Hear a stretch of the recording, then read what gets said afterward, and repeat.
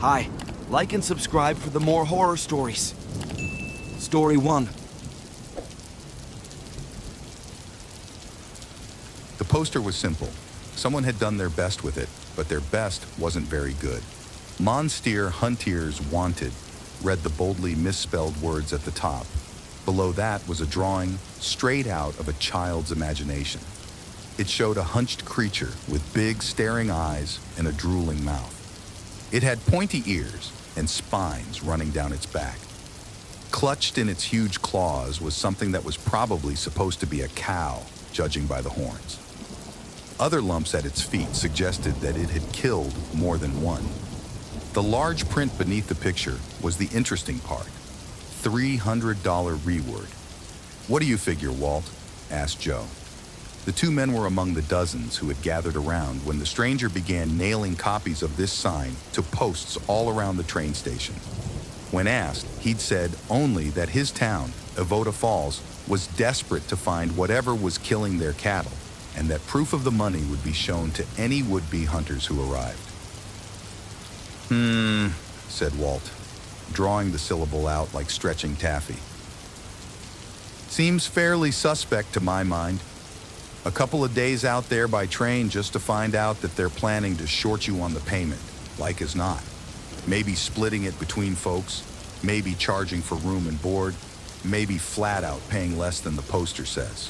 Another couple of days back, still out of your own pocket, and you've lost a week's worth of work for nothing.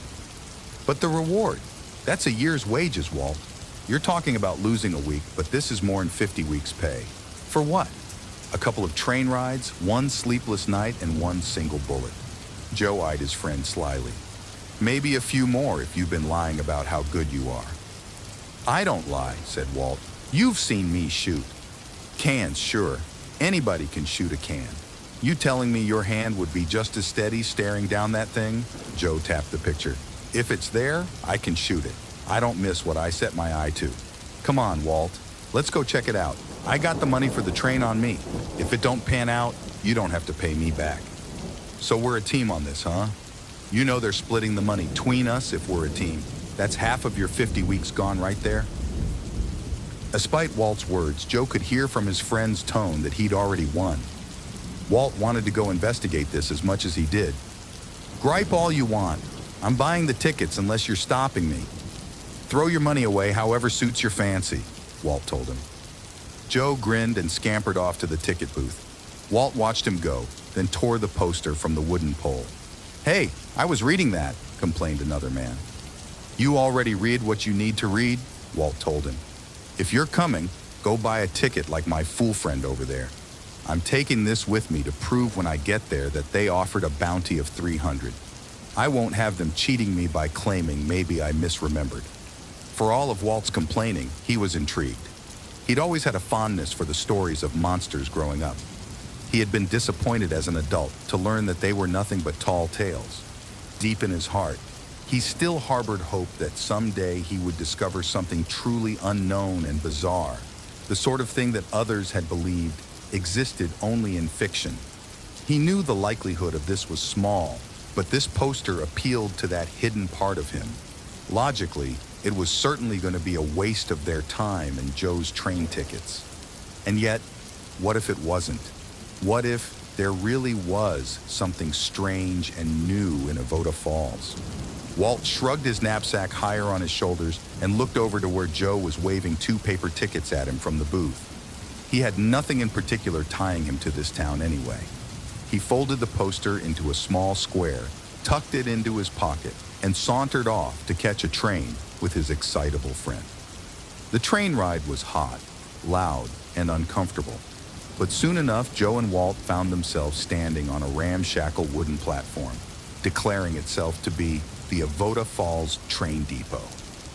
A half-dozen other men disembarked along with them, and the whole group exchanged wary glances as they took in their surroundings. "Not much here," said Walt to the world in general.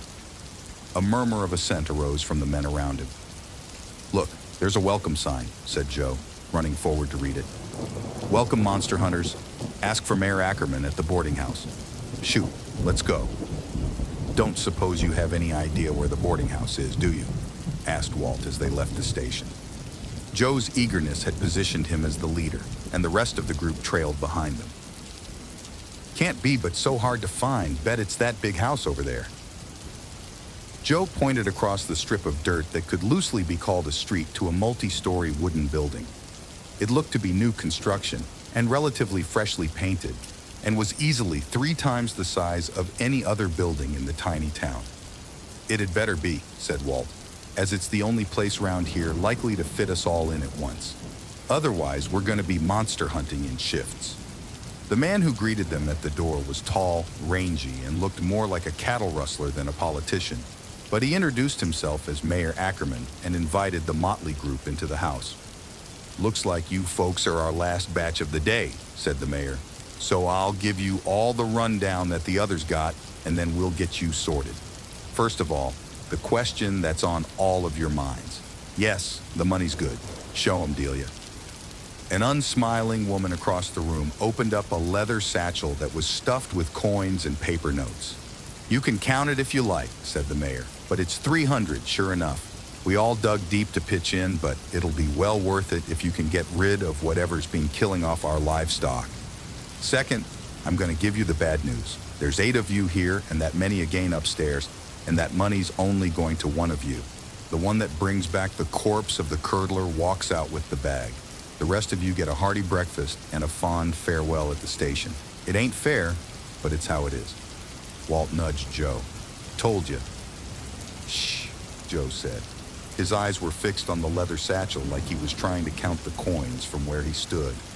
Walt rolled his eyes and turned his attention back to the mayor. "So grab seats and the food'll be out shortly.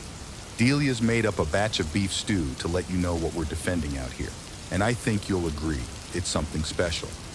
Once you've all ate, we'll get you guides and you can head out to find it. Curdler's never been spotted before midnight, so there's no rush, but I know some of you are going to want to scope out a few areas, probably settle yourself in before that thing comes sniffing around." Delia clanged a large brass bell, and the other bounty hunters the mayor had mentioned began to make their way downstairs. The dining room seated the entire crowd, but space was at a premium, and Delia had to elbow more than one man out of her path as she made her way through with bowls of soup. Walt cast an eye over the group as he waited for his food to arrive. He judged that he was the oldest of them all at nearly 30. Joe was probably the youngest. He swore he was 22, but Walt would have been surprised if he'd seen his 18th birthday. The rest were somewhere in the middle, and their attitudes ran the gamut from excited anticipation to aloof detachment. All of them carried their guns casually, and the holsters showed signs of regular use. None of them were strangers to violence. Joe, of course, was the most excitable of them all. What did he call it? The curdler. Do you think it looks like the poster? Mayor said we're getting a guide, Joe. Ask him your questions instead of bothering me when you know I don't know. Where should we go to shoot it? We gonna go hide out in a barn and wait? We'll ask the guide, Joe, and we'll do it away from these gentlemen so we don't all end up in the same place. Maybe a small town, but I'm sure that there's more than enough territory for 16 men to find their own space and not have to worry about who shot the beast first. Joe looked shamefaced. Sorry, Walt. Soup's here. Put your mouth to good use instead of flapping your gums.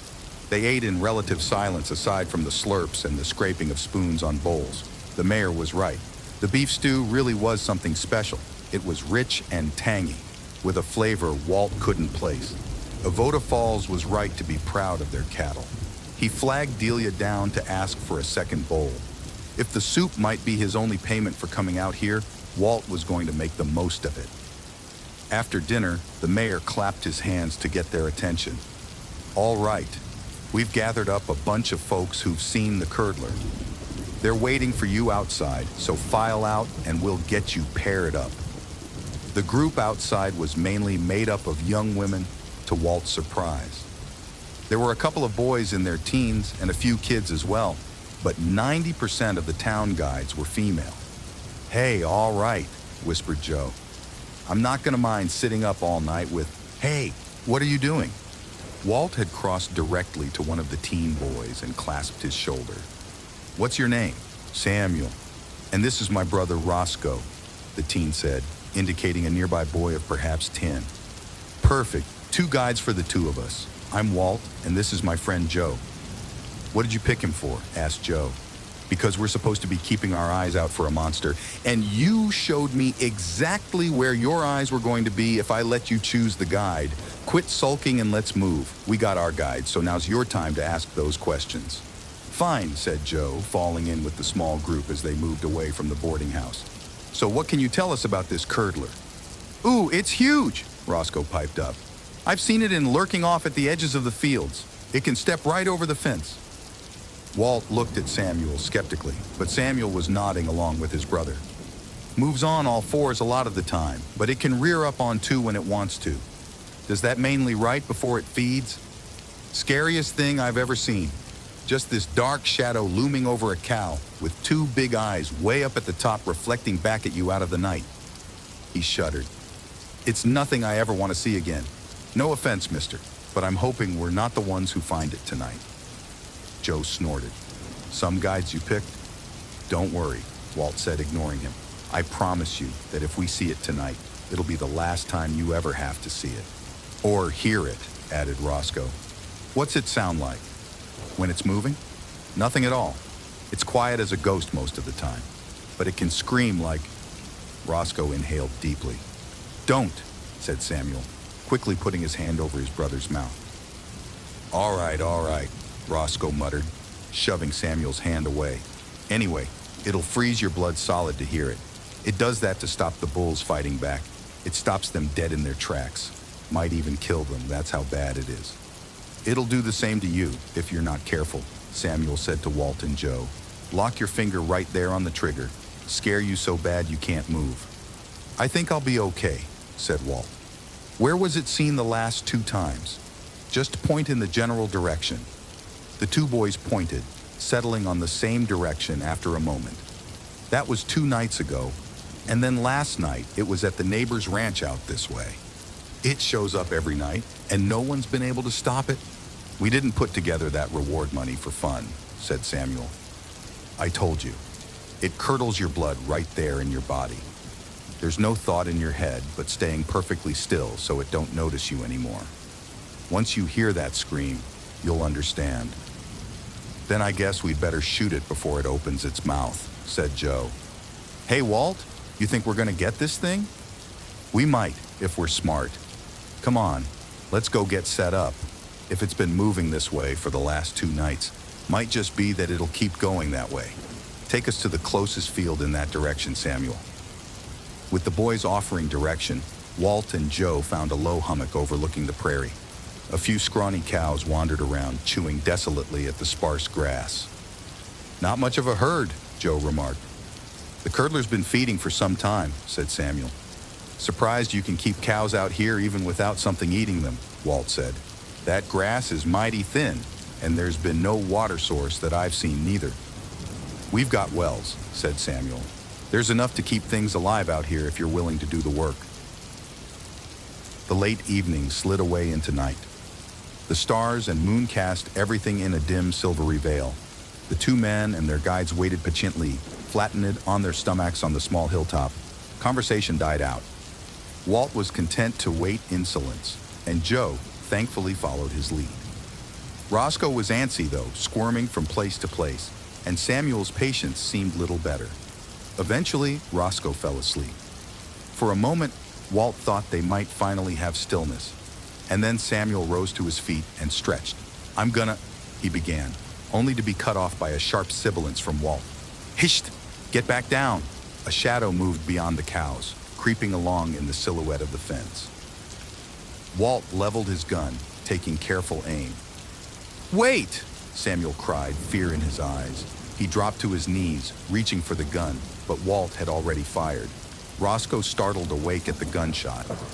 Out by the fence line, a figure reared up briefly and dropped. Roscoe screamed and scrambled down the hill toward it, shouting, Pa! Pa! Get your hands off my gun, boy! Walt's feeling of satisfaction vanished as Samuel snatched at the gun, trying to wrest it away from him. Drop it! What's he doing, Walt? Shouted Joe. Walt slugged Samuel, sending him reeling. What's gotten into you? Suddenly, an unearthly howl went up, a loud, cacophonous shriek that seemed to just keep gaining volume as it went along. It came not from one location, but from everywhere, ringing the town. "How many of them are there, Walt?" Joe's eyes were wide and frightened. A gunshot rang out, and then another. "I don't know. Something's ulch." Walt staggered toward Joe, hands clutching his side. In the moonlight, the gushing blood looked black. Behind him stood Samuel with a knife. His expression was feral as he darted in for another stab. One more gunshot sounded as Walt fired again. Samuel crumpled to the ground with a hole in his chest. His eyes were blank and empty before he hit the dirt. "It's a setup, Joe," Walt wheezed. "Come on, we're getting out of here." Joe tried to lift his friend, but Walt pushed him away. "No, we ain't. You still are, though. Run. Stay low." Walt swallowed painfully. "I'll watch you from here for as long as I can. I may be going, but I ain't gone yet. What I set my eye to, I don't miss." Joe started to say something, then stopped. He nodded to Walt and took off down the hill in a crouched run. Slumped on the hillside, Walt steadied his arm on the ground ahead of him and focused along the barrel of his gun. A dark figure slipped from the night and pursued Joe for several steps.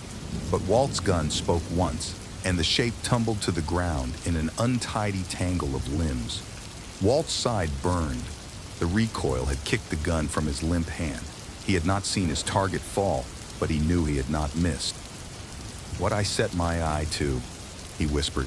His head slumped forward. His eyes saw nothing but darkness. Joe heard the gunshot and the thump of a falling body. He redoubled his efforts, willing his feet to run faster. He fled with no thought of where he was going, only that he needed to escape. Abruptly, Joe spotted another shape running toward him. He grabbed for his gun before he realized that not only was it not a monster, it was one of the young women from town. He slowed to wait for her. "Help me! Help!" she shouted as she ran toward him. Her hair was in disarray and her clothes were spattered with blood. "They're dead! They're all dead!" She threw herself at him in a violent embrace, wrapping her arms around his back and burying her head against his shoulder. Joe held her to him. "Who's dead?" He never saw the knife in her hands. He barely had time to feel it stab through the side of his neck. "Everyone," she said softly, extricating herself from his grasp as he collapsed.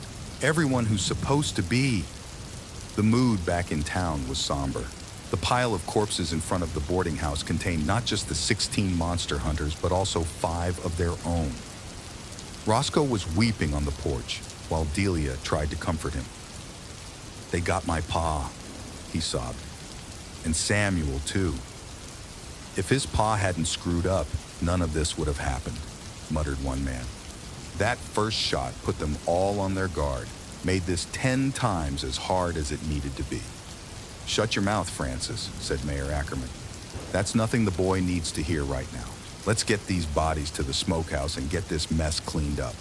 We'll have more coming in on the early train, like as not." "What about Samuel and Earl and them?" Francis asked, jerking his head at the bodies. "Meat's meat," said the mayor. "Put 'em all in. No sense letting any of it go to waste." Francis set his mouth in a thin line but nodded. It could get tough feeding a family out here, where even the cows struggled to find enough grass to graze. But there was always enough to keep things alive if you were willing to do the work.